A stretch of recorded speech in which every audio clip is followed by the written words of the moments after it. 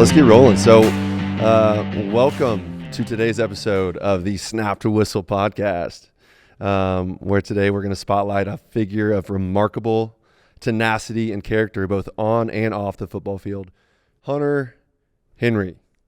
From his roots in Little Rock, Arkansas, to collegiate triumphs as a standout Arkansas Razorback, and now as one of the NFL's premier tight ends for the New England Patriots, Hunter's journey is one of relentless dedication and exceptional talent.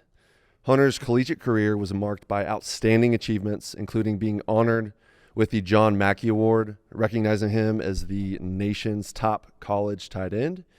This accolade was a testament to his impeccable work ethic, stellar play, and leadership on the field, a foretaste of the excellence he would bring to the professional arena. Transitioning to the NFL, Hunter was selected in the second round to the San Diego Chargers, now the LA Chargers, which he wasn't a part of at the time. With multiple seasons of 500-plus receiving yards, Hunter has established himself as a crucial playmaker, embodying reliability, skill, and the unwavering desire to excel at the highest level of the sport.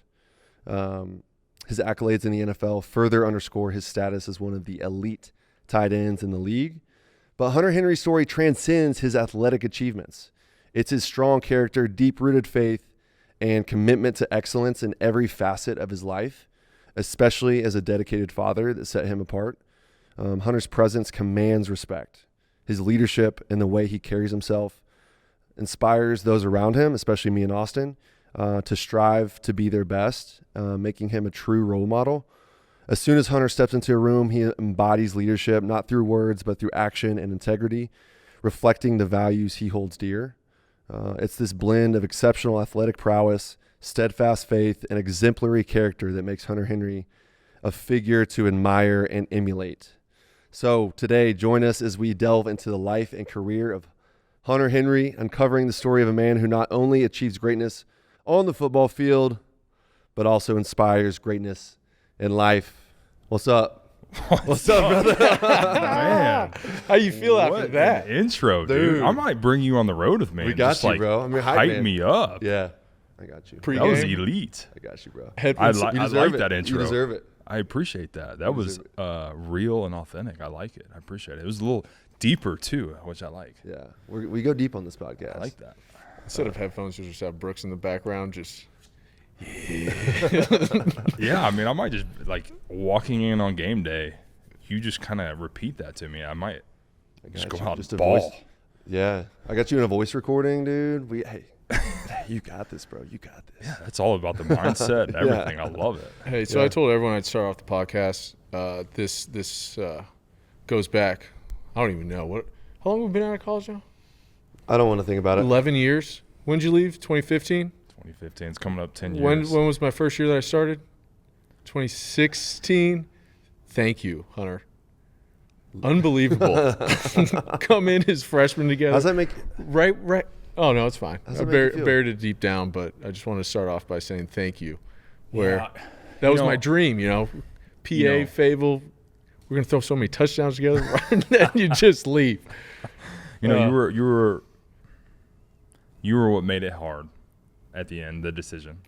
But in the end, I had to make the best decision for myself. Getting a touchdown thrown from Austin Allen or Phillip Rivers. Yeah, I'm taking Phillip Rivers pretty quick. It was right. It was a great decision. It worked out. Great decision by you. It was a good decision. Yeah. It was honestly, in the moment, it was hard.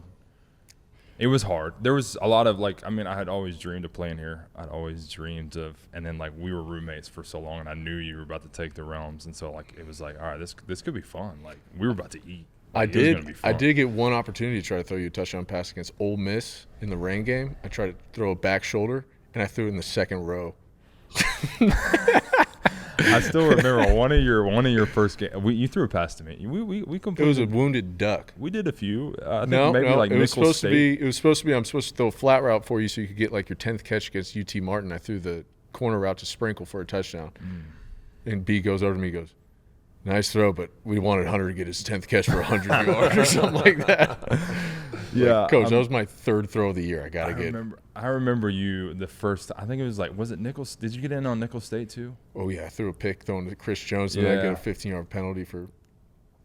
That's neither here nor there, nor the impetus of this podcast. So apologize. I remember seeing the eyes in the huddle. I remember that was just the thing that was funny when you came in. You were like, "Oh." I was like, "This is like, here we go." I was like, this is all like right. different. And that first ball that came out, kind of, it was fluttering a little bit. I threw a curveball. It was fluttering, but I think it was to me on the shallow or something like that, shallow cross. It was. We made it work. Oh yeah. Try to make a play for it. Why did you come in and you stay? Brandon got hurt against Ole Miss. That's right. Yeah. But against okay, so you're talking about Ole Miss. Okay. Yeah. I don't know. I actually don't remember all but of that. I just want to I start. don't remember any of these games. So yeah. that's the CT I just remember the talking. bad stuff. But yeah, let's get in. Sorry about that. Oh, you're good. It's not the reason we're here. Okay, so the point of Snap to Whistle is to try to help young kids get to the next level.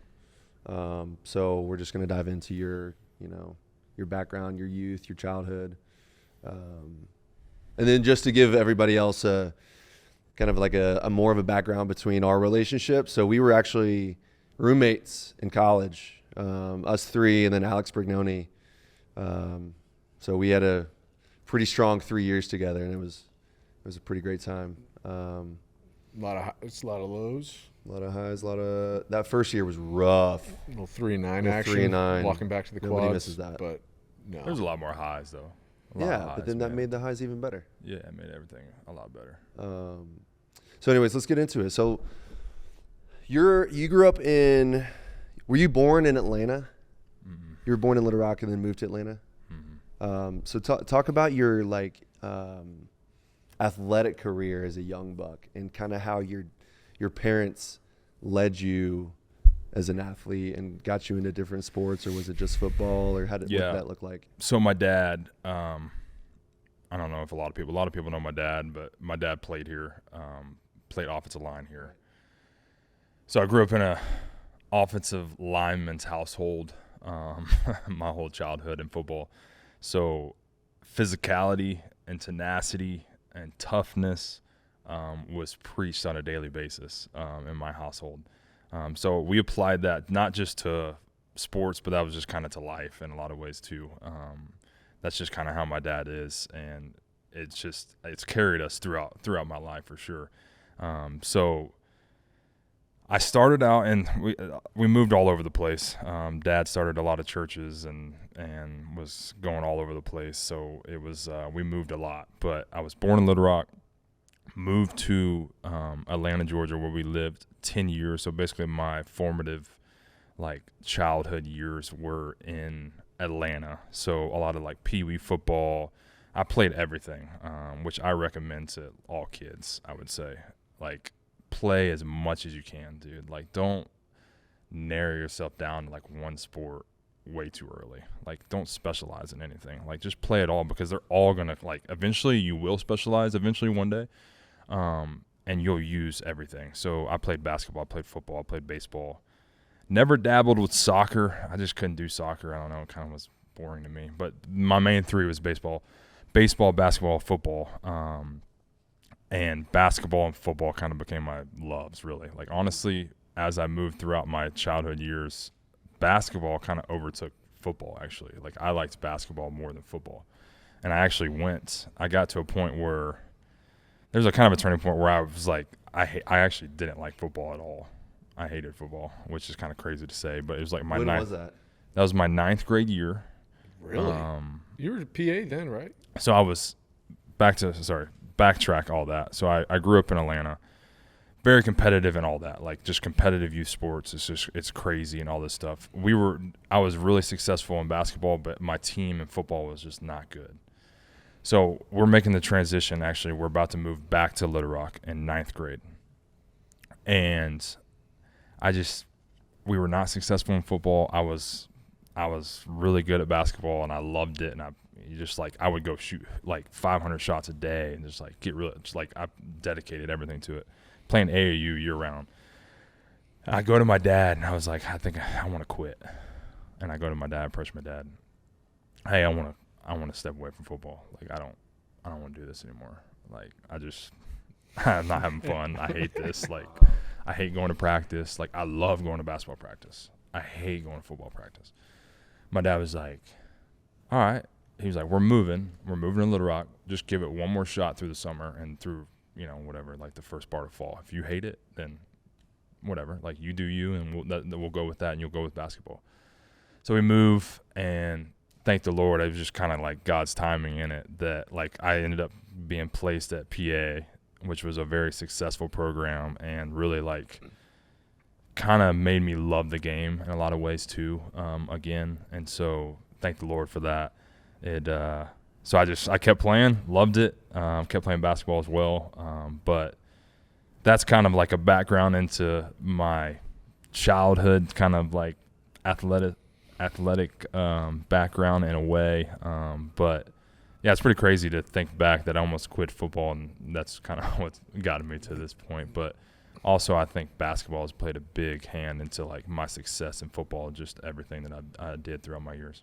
So, like, going back to your childhood where your dad's a football player, you grew up in that, athletic, tough-minded household of competing in everything we do, whether it be sports, everything like that.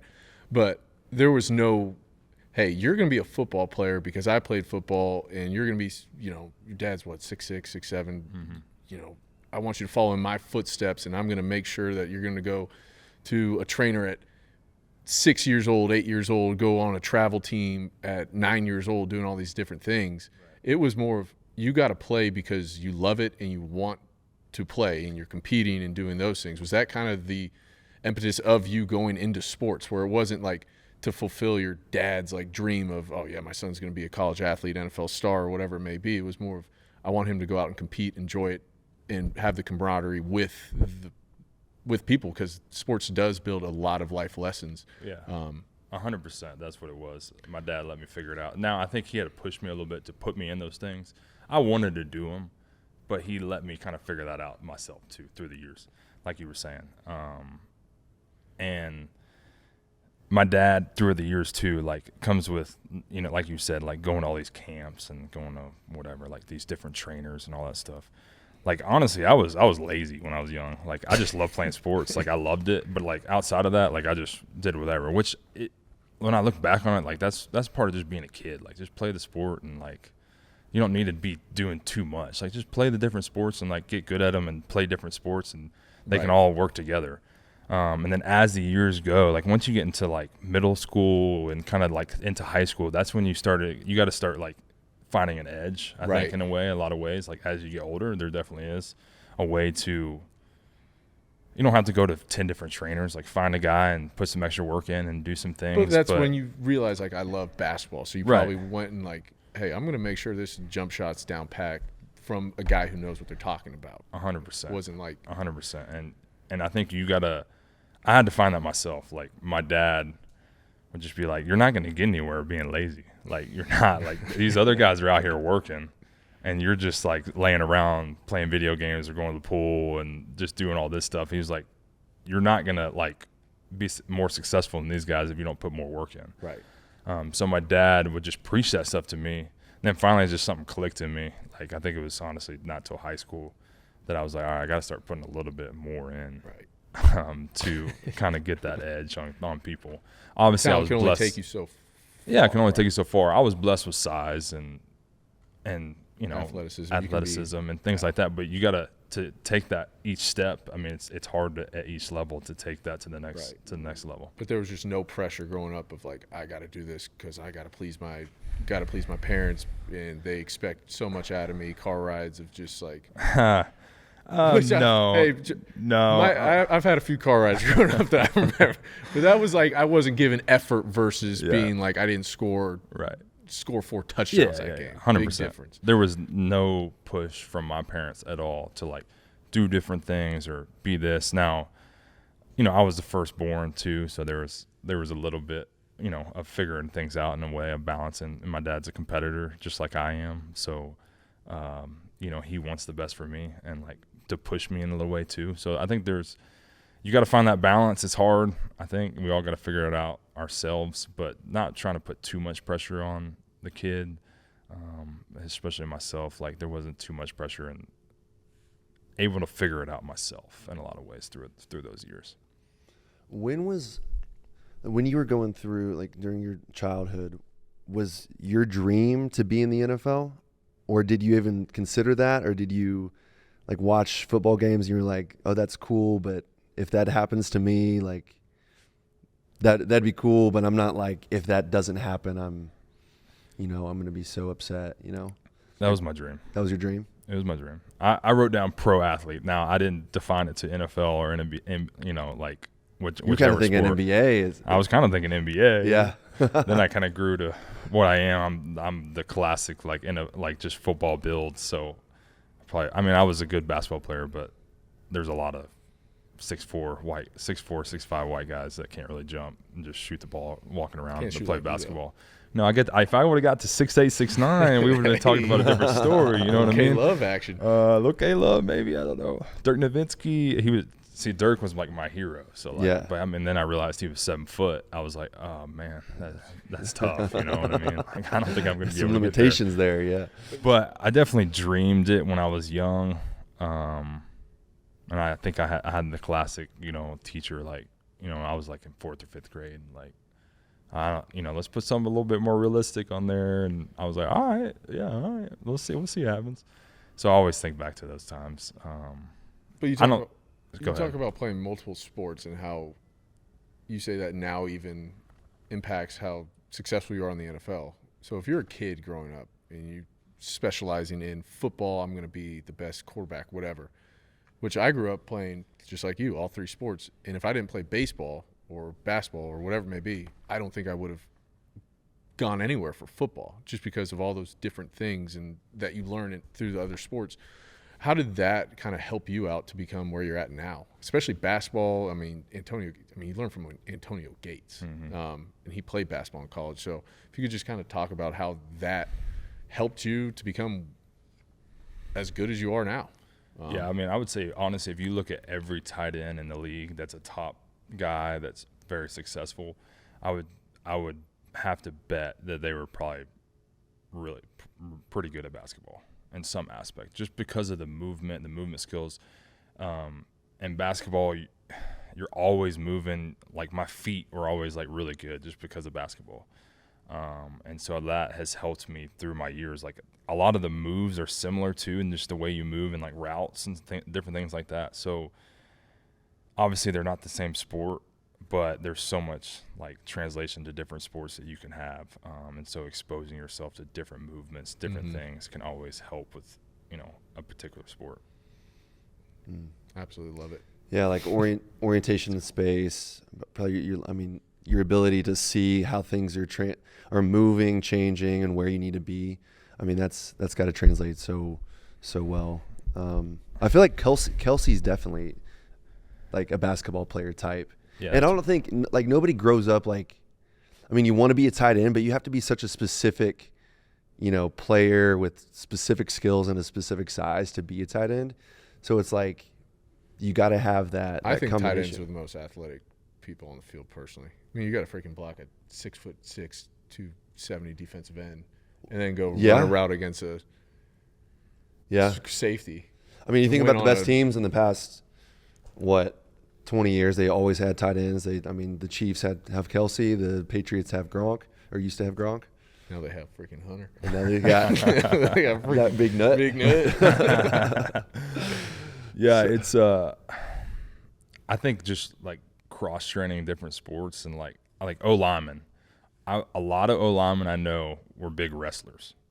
Like, they were really good at wrestling. From Iowa? Yeah, from Iowa and all that stuff. Like, just like different sports, like just exposing yourself to different things. Like, it's Herbert huge. could throw a football or a baseball 98 miles an hour. Yeah, Herbert would probably be a first-round pitcher if he just stuck to baseball. But and look at him now; he's doing just fine for himself too. No doubt. Yeah. Great hair too. Yeah, great hair. Great hair. Great guy. Hair. Oh my gosh. So, you go through sports as a young kid, and no pressure. You're just playing because you love to compete. You love the games. You love all that stuff. When did things kind of change for you? Of like, all right, baseball's not going to be it. I'm really freaking good at basketball and football. Obviously, you said right when you got to 9th grade at PA, things kind of changed for you. Kind of talk through like what changed for you of football when you got there? What was the culture difference of that, and like how lucky are you that you did go to PA? You didn't go to like another school that maybe didn't have that built-in culture, and what would your life have looked like differently? Would you have kind of pursued basketball versus, being where you're at today? Mm-hmm. Yeah. Baseball, honestly, was easy. It got kind of boring for me, and I didn't like it. So I just scratched that off immediately. I was like, all right. And it also kind of interfered. Like I was trying to do travel baseball and AAU basketball, and like it was just impossible. So I was like, I like basketball more. Let's do AAU basketball. So I was going year round playing basketball all the time. But like you said, I go to PA in 9th grade. Shout out PA. Shout out Coach Kelly. Shout out Coach Kelly, who was honestly Dusty Hannes. Big Dust. Shout out Dusty Hannes.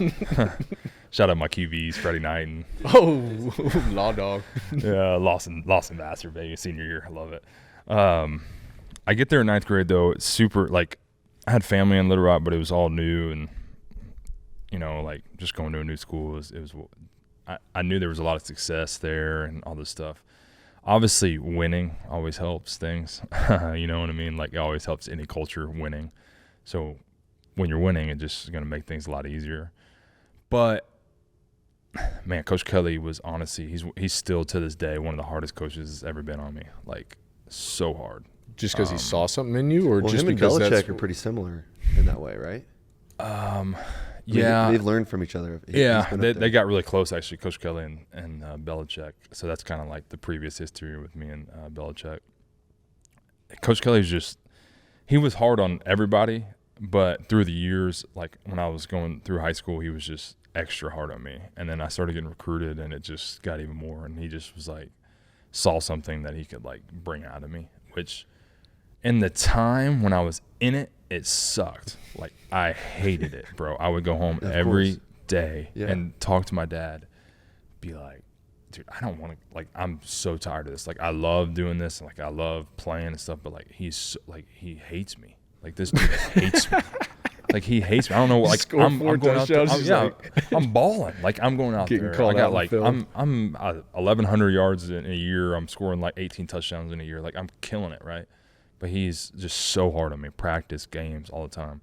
Just felt like I could never like please him in a way. But he was like pushing me, and like he was just like kind of wasn't gonna let you get complacent. Yeah. Like continuing to push me even more. So like that culture, I think like I responded to that in a lot of ways too. Like, all right, like you're gonna be hard on me. Like I'm gonna go show you. Like, all right, I'm gonna go put up 100 yards and 2 touchdowns. And like that's your personality to a T. Yeah, like it's just play like video games with you. It's just like it's just it pisses you off. I get good. I don't know, man. I just respond to that kind of stuff. Like, all right, you're gonna get on to me. Like I'm gonna go show you something. Like I don't know. I just feel like I always try to find something and so like I responded to that culture in a lot of ways, and it helped me like grow as a person and as a player in so many ways. Right.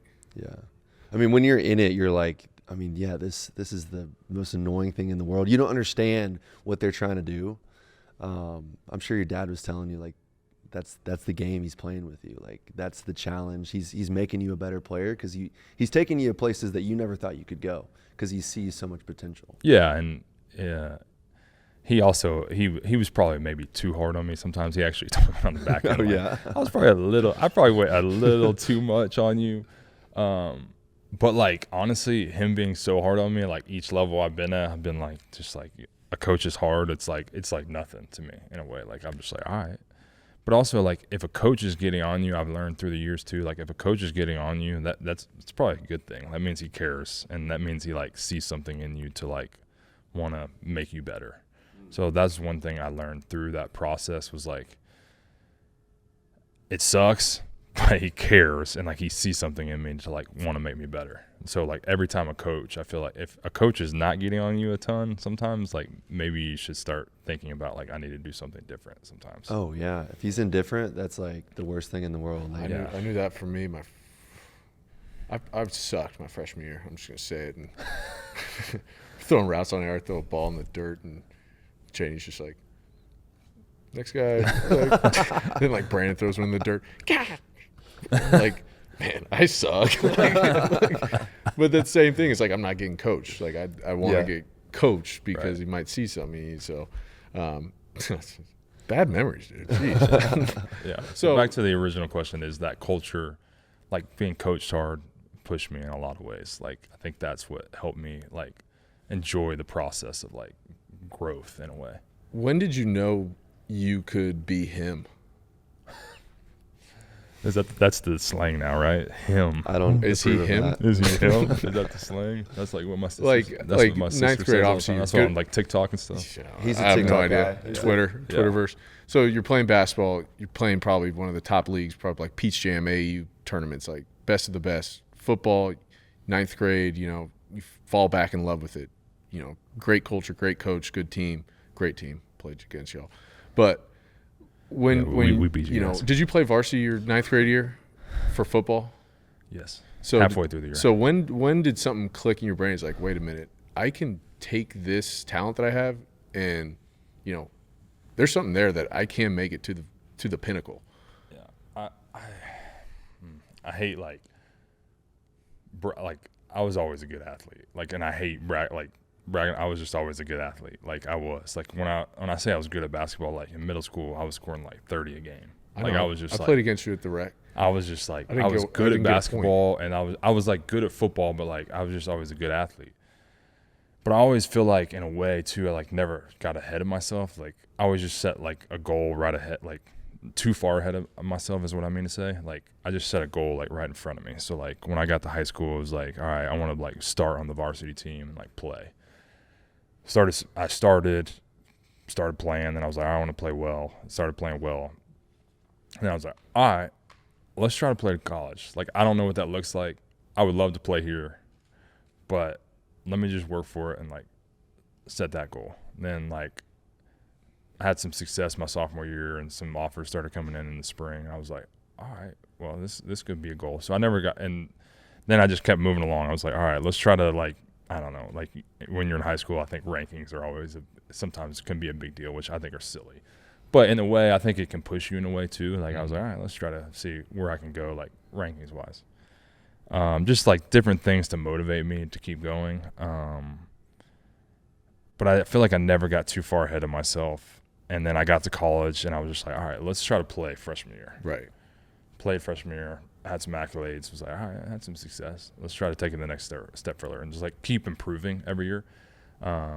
Honestly, even my last year here, I was like, going into my junior year, I was like, I mean, I'm a good player, and like I want to have some success, but I was like, I don't know, but like I think I can play in the NFL, but I don't know. And then as the year went on, I was like, all right, I think I can do this thing. When you stepped on campus, everyone was like, I mean, you know what I mean? Like in my head, like I just didn't want to get too far ahead. So like, well, if you thought that right away, like you say, work for it. Right? Yeah. Goals, work for it. What are the things you did through high school where like, obviously you're a great athlete already.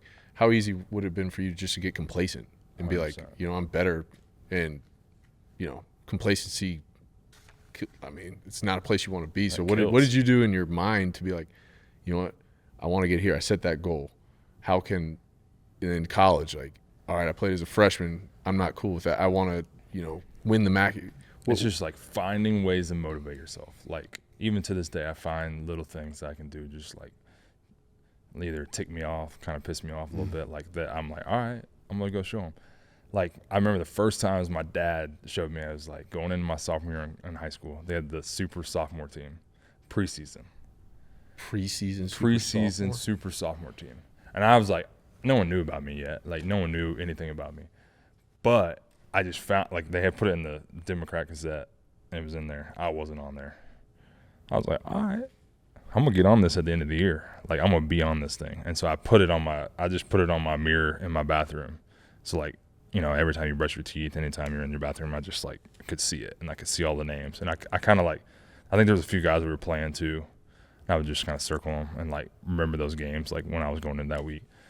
So that started, like, in high school, like, that little thing. Like, my dad kind of pushed me to do that. And end up at the end of the year, I make the team. Right. So I was like, man, that was cool. Like, it just kind of like ticked to me. Now I wouldn't say I've done a few like maybe like articles of someone saying something about me, but I don't do that as much, like putting it on my mirror. But I try to just find things that just maybe someone said about me, they don't believe in me or whatever it is, just to like, all right, I'm gonna go prove them wrong. Mm-hmm. And so like that helps me. That helps me on those days that like I wake up, I'm like, man, I really don't want to go. Like, I don't want to go work out. I don't want to go do anything. And like those things, that's what helps push me on those days to like keep going. I absolutely love that. Yeah, it's all about mindset. Like at the end of the day, like you gotta find something that like kind of makes you tick. Yeah. I tick a little. I'm a little off probably in a way. Like deep down, like I'm normal, but like there's just. I mean, I've been playing football for way too long and just still going. So it's like, and I'm trying to still go. Like I'm trying to still prove people wrong. Yeah. Well, I'm trying to think like. So I think about players like Austin, who after games he would look at the message boards and. I knew where this was going. We can cut that, right? I didn't look at the message boards. Twitterverse. Do you know how many freaking trash can emojis? Type his name in on Twitter. That is a dangerous world, you did fellas. Every game, you loved it. You fed. I off loved that. it because it ticked me. So that was probably a little pissed me off. Toxic to your internal. I think it can go both ways, right? Like I think there's some if you fill yourself up too much with negative stuff, like I try to just like a little bit. You know what I mean? Doses. If you go with like too much, you're like, oh my gosh, I suck. It's a water. You know what I mean? Like waterfall. everybody says I suck, and it's like I can't get over it. Like I don't know. No, I try to use it as motivation mostly, but so it seems like from the outside looking in, like you have a very like your internal voice is pretty like solidified.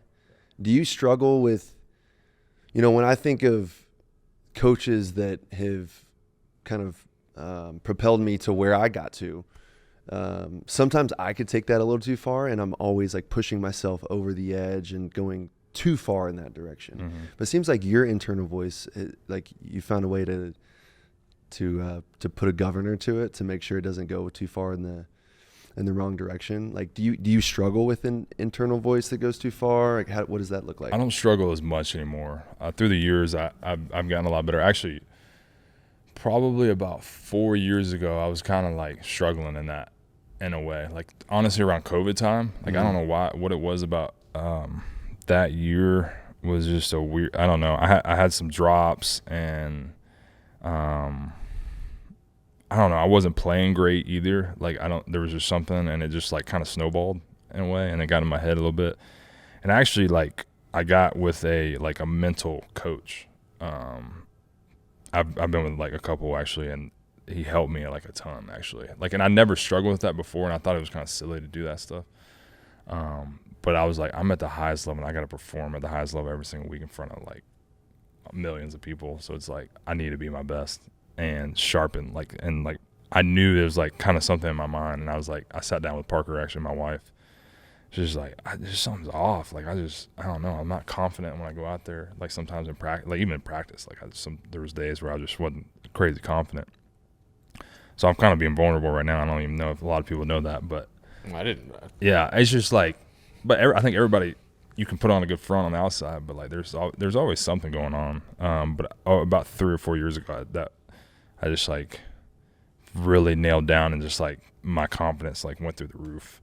I was actually meeting with this guy, and I've met with a few other guys, and I actually had my best, like I led the league in tight ends and touchdowns, and just had like a killer year, and we were like winning, and not that it was that, you know what I mean, but like I was in such a good headspace, like dude, nothing could break me. And I've done that, like drop a ball, like all right, whatever, like move on, like, and like every time I lined up in front of somebody, it was like, this dude can't guard me. I'm gonna block this dude. Like it was just, but I was just like confident.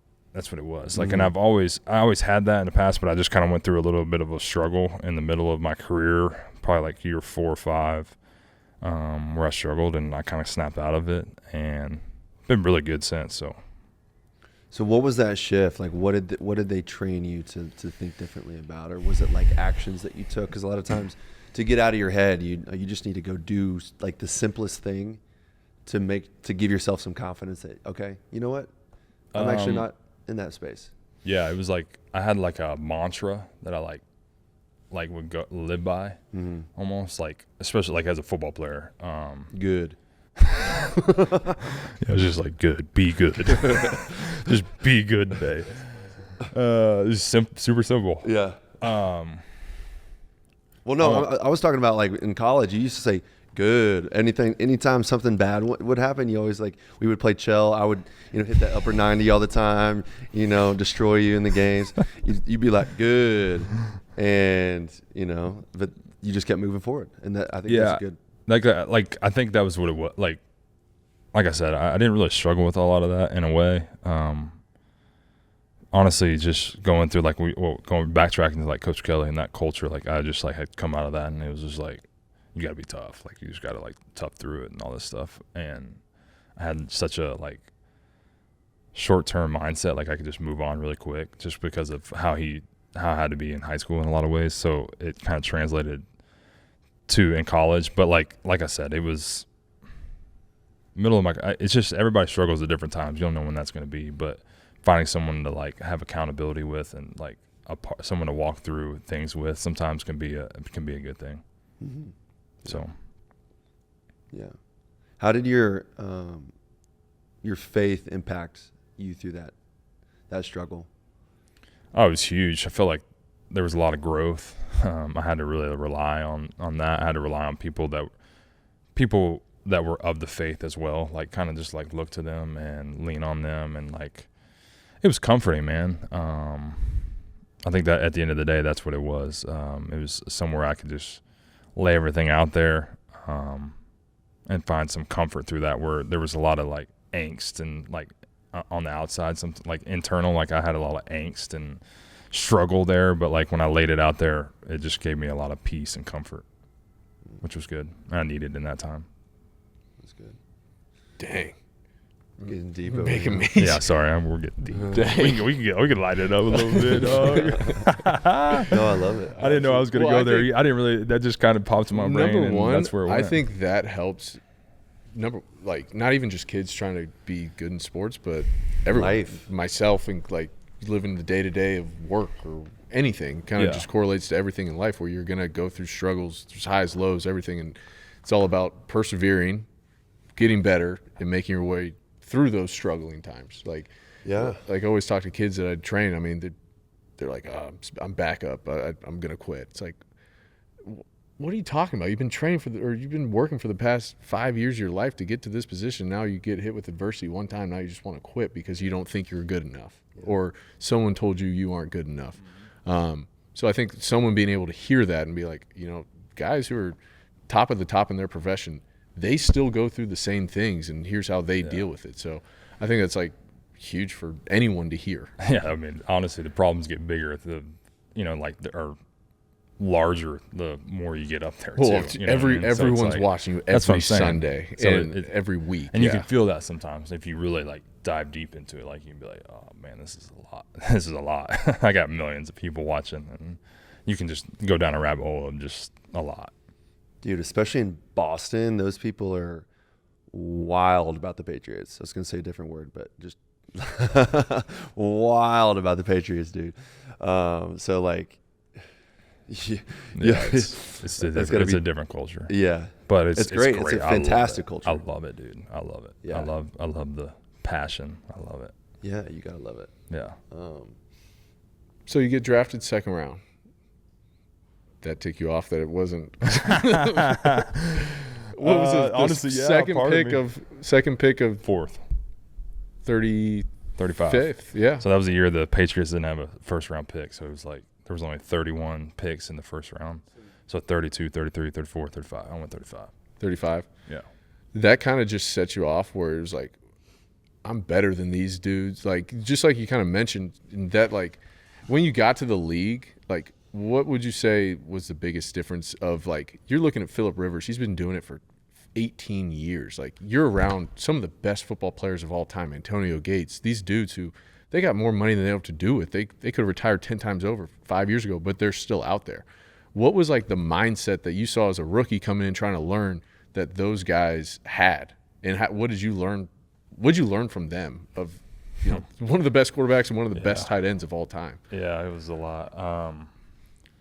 Back to I honestly wasn't ticked off going second round at all. I was. I would have loved to go in first round, but I was just joking. Second round is awesome. It's it had been the happiest day. Oh yeah, it was sweet.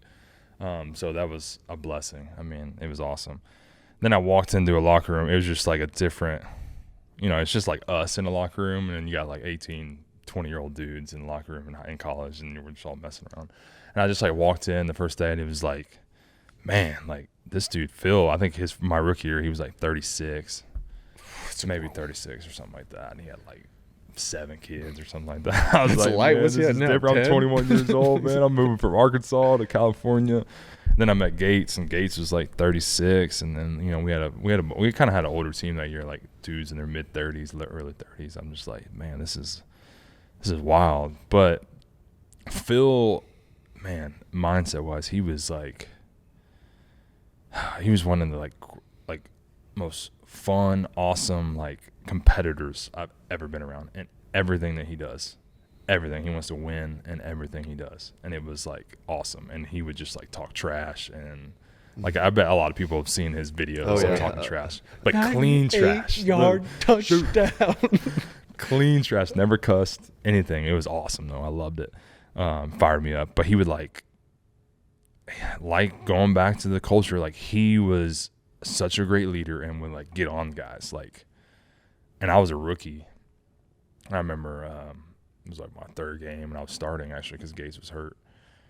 And I ran like a route, and I went out instead of in or something like that, and he threw it in, and I went out, and he was hot. And it was like a 3rd down, and I almost got picked off, and he yelled at me all over the sideline. And I was like, man, this is different. My quarterback's yelling at me instead of my coach. So but it brought my level up in a lot of ways. Like I wanted to play good for the guy that was throwing me the football now, almost more than my coaches. So it built a good culture and like a good mindset in a lot of ways with him, and just like his competitiveness. And then Gates, I was just in there every day, and like back to like I just felt like nothing wavered, like nothing fazed Gates with his mindset and just who he was. Like nothing fazed him.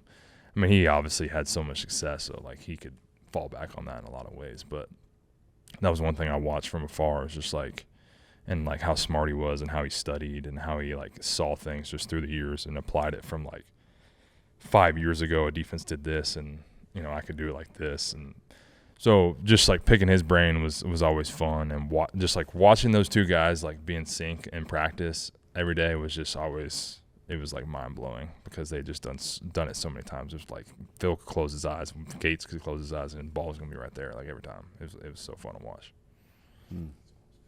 That's great. And then you transitioned to the Patriots eventually. What was that transition like? The difference in culture between teams. I mean, I was in New England for, half a cup of coffee, so I got to experience it as a rookie, undrafted, with 30 other rookie undrafted people. So I was like a nobody when I came in, and it was just the most challenging experience of my life. So it probably wasn't like that for you when you came in. But talk about that transition from that culture in San Diego to New England. Honestly, New England, previous regime, New England, really hard to be a rookie. Very hard to be a rookie. Well, I'm not going to say the new regime. New regime's a lot different.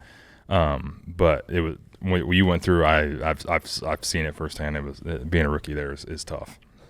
That makes me feel better. Yeah, it's tough. Don't they do like 3 practices for the rookies? Oh, I mean, rookie minicamp is brutal. It's like I mean, that's I was just. You're pretty much trying out every single time you step on the field.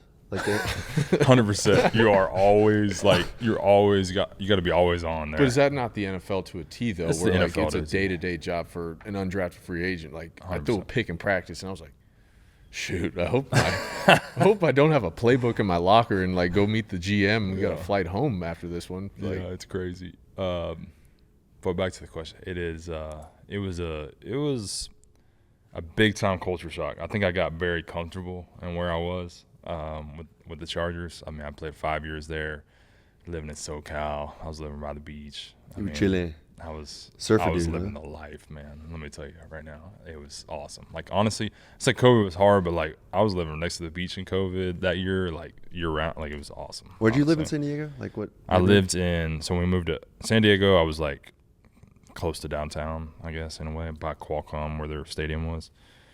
And then when we moved to LA, we were in Orange County. So it's like about an hour south of LA was where we were based. And I lived in Newport Beach. Like I have a buddy that lived, I was like half a mile from the beach, and we would ride our bikes down every day. I mean, it was so chill. It was just simple living, you know what I mean? Like it was awesome. So I think I got, I mean, it was awesome, dude. I was living to go to the beach every day in California. Great. Never thought I'd be doing that, and I was. And I was also playing in the NFL, which was just crazy, like to think I was doing that, and then also playing there on Sundays. But it was awesome. But I think I just got culture is way different, so much different when I moved, and the accountability and the the challenge every day was at a level I hadn't been at, like a thing that I hadn't had in, like, honestly my whole first part of my NFL career in a lot of ways, with like just how Bill held everybody accountable in that whole building. So you talk about accountability. What does that look like? Like I know my plays, coach. What does that look like? How deep was that accountability? Like, so I mean, golly, it was my first OTAs practice, first week of OTAs practice, and I found out quick. Like, I mean, we came in a team meeting the next morning after a practice, and like we just pulled up all the clips that were like bad, and like I was on like 3 of them, and I was just like, and I like messed up a few plays because I was like new to the offense. I was still trying to figure it out, and I take pride in like knowing my stuff, and it was just like, and he just like calls everybody out. It doesn't matter who you are, you know. Like I'm this new like high paid free agent that comes in, like he doesn't care. Like he doesn't care about that. He doesn't care about, and that was the culture they had there, you know what I mean? And a lot of other places sometimes might not have that, and it's uncomfortable.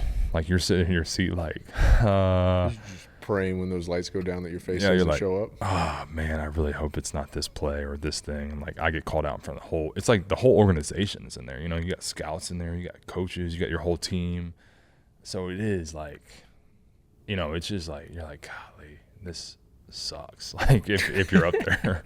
So early on, like I hadn't had that early in my career. Like we never really did that with the Chargers in a lot of ways. Like you never really like held people accountable in that aspect. Like you kind of just held yourself accountable. Like, all right, that was bad. And like your position coach might. So you were kind of in smaller realm, but like I would know when if the defense messed up and did something wrong, like I would know exactly what happened. Like, and a lot of times, like you don't really know that, but like we would go through everybody, like defense, offense, special teams.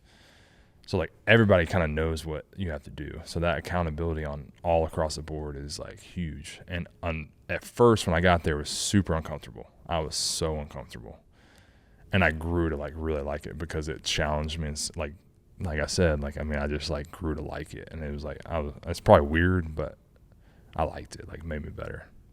Yeah, I mean, I would think so. I mean, even if I'm a scout or whatever in the back room, or you know, a guy who's fighting for the job, I mean, you got to be on your A game at all times. Yeah, and there's a standard there. You know what I mean? Like they won for so long, and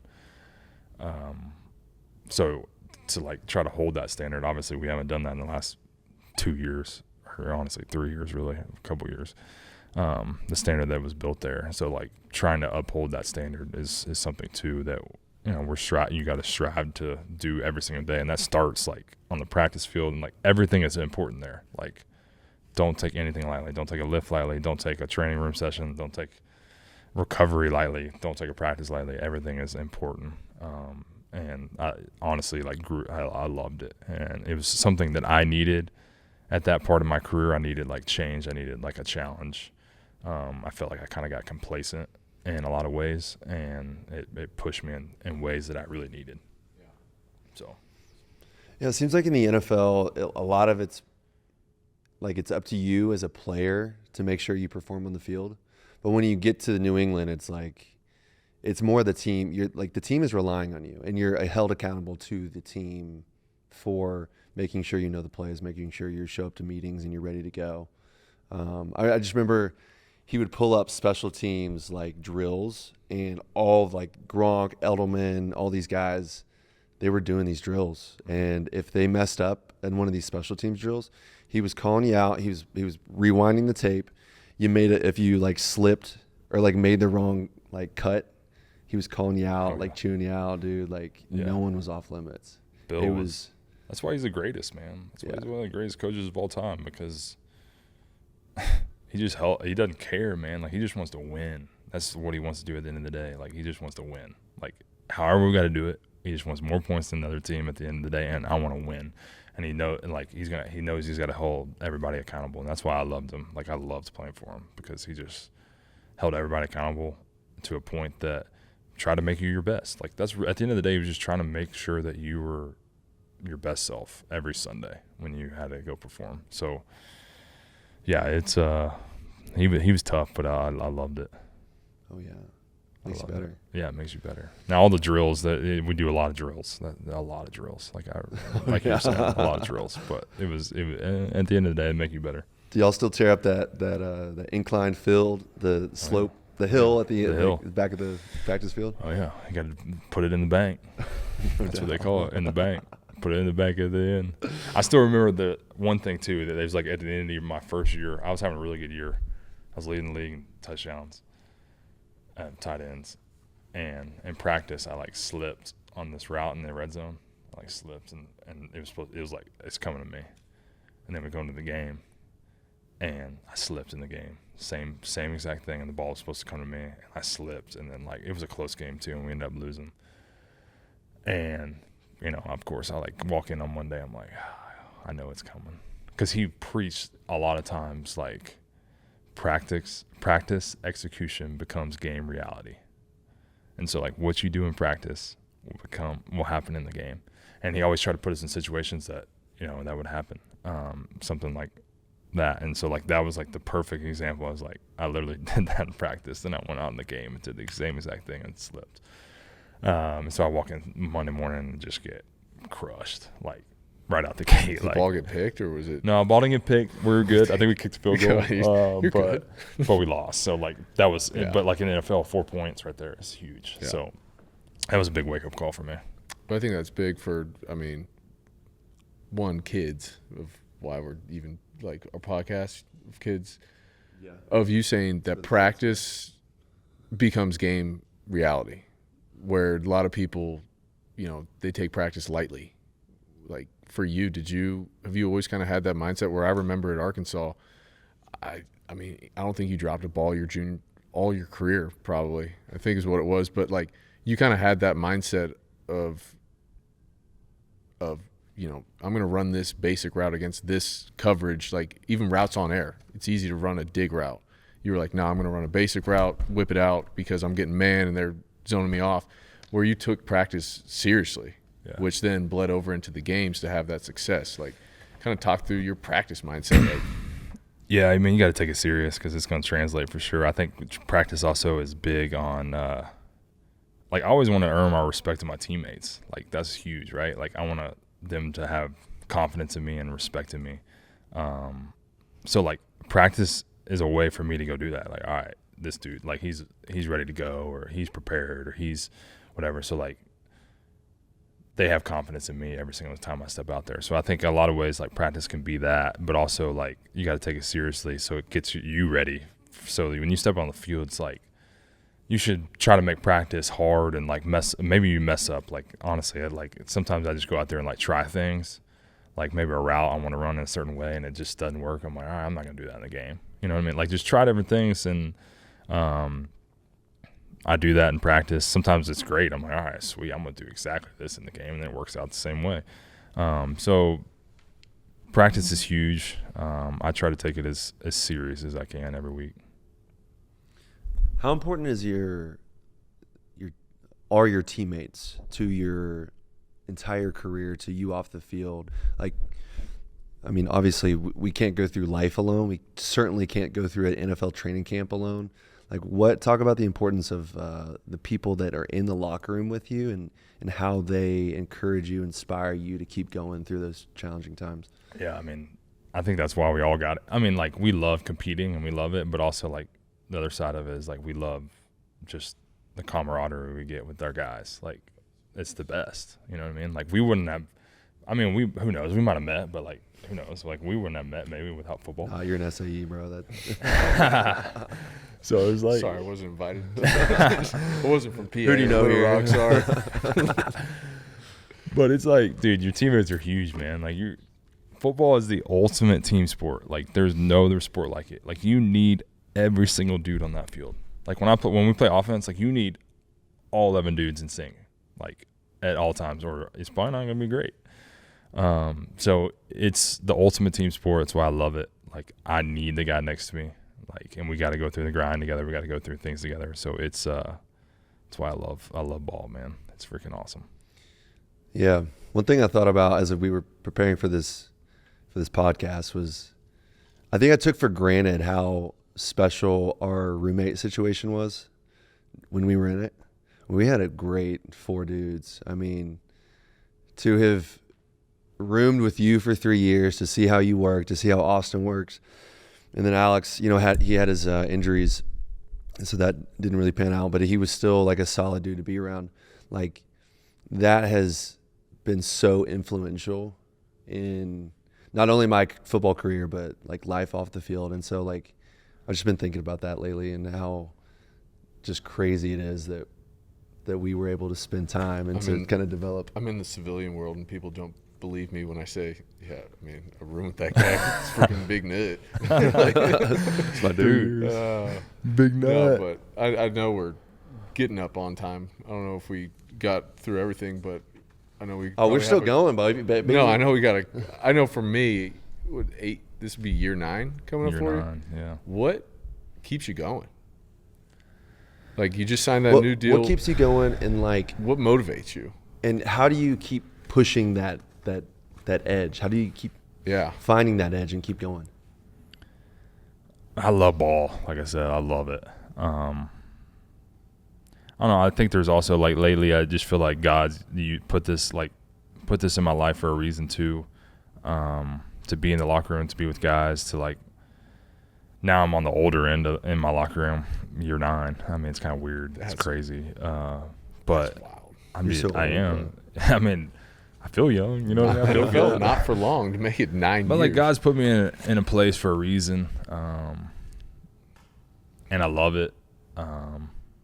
And I don't know, man. Like these past few years have been tough too. Like not winning and losing too. And I hate. I'm going back to the Pats, and I'm excited for a new change there too. Like I'm excited to go back and start kind of the new era there. So I mean, and then I don't know, man. I love just going out there and playing with the guys. I love winning. I love competing. Like I think that's just the things that keep me coming back. Obviously, you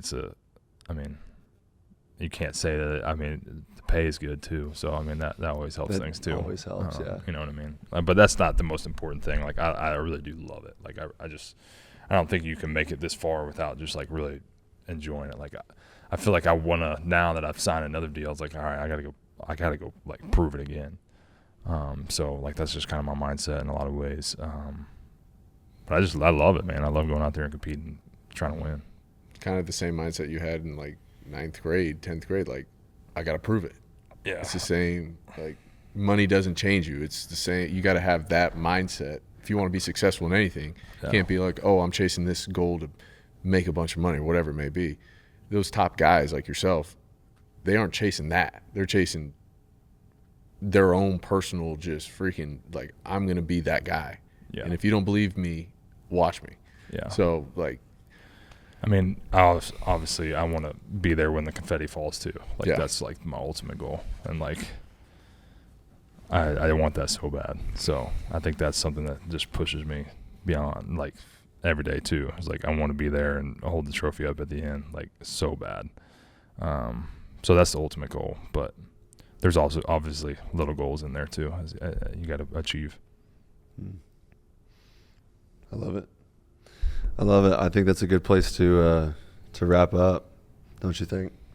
I mean, you got any advice for someone who's like looking up to you, like, I'm gonna be that dude? Oh, man, that's an open-ended question. That could just we could go on for another hour. That could go all over the place, man. Man,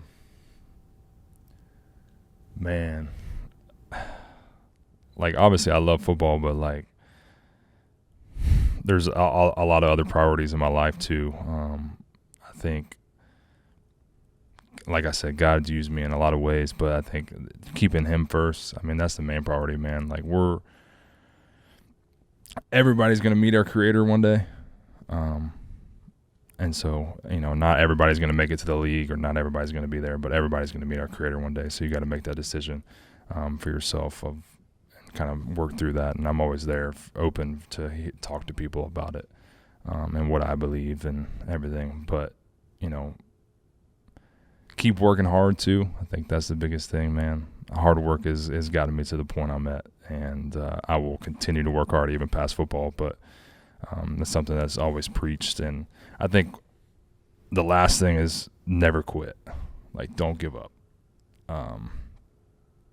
That was like Henry's never quit. That was like the one thing my dad always preached. And you're going to hit with adversity in life. You're going to get hit with adversity in sports, whatever it is. Don't give up. Keep pushing. Because there might be something on the other side of it that you don't even know. 100%, dude. And you're, what, 29?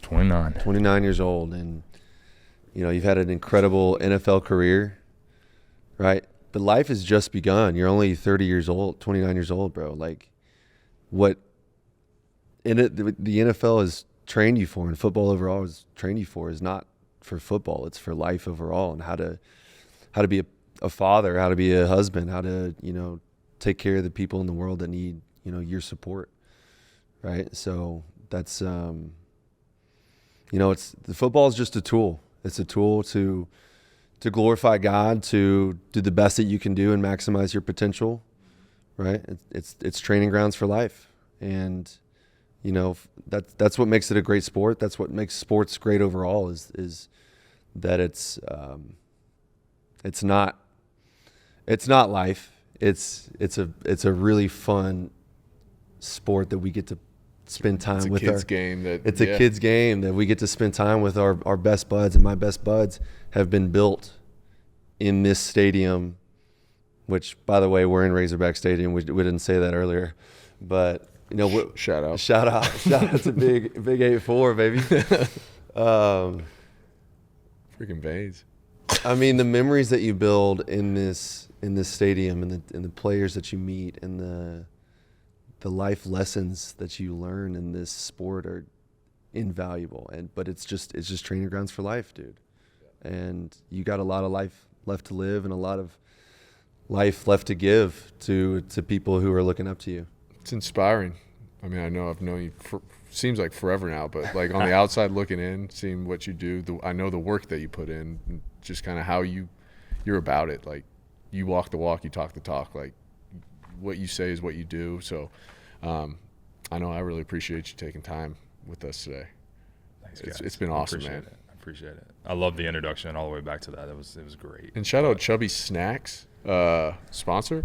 Shout out Barcode. Shout out Chubby Snacks. Shout out everybody. Shout out you guys. No, I appreciate both of you guys too. I'll say that. I always loved our time together, and man, I wish we could go. I tell Parker all the time, I wish we could go back. Like, that was some of the best times of just one day of our life, man. But I always admired you guys. Always have loved our friendship too. Man, it means a lot to me to just have done life, like the formative years here with you guys. So it was a blessing, man. You guys were definitely a part of me where I'm at. You know what I mean? Like, you guys are a piece of that too. Like, don't take that for granted. Like, you guys, I wouldn't be here without you guys too. So I appreciate you guys. Yes, sir. Dang. Appreciate it. Dang, dude, I'm getting misty. Oh, man. All right. I appreciate it. Yeah, thanks to Hogs Plus for doing it, for producing this. Sawyer. This has been great. We appreciate you, and we hope to have you on again soon, buddy. Let's do it. Good luck in the NFL season. Good. Hope you got that confetti falling on you here. Yes, sir. This year's the year, baby.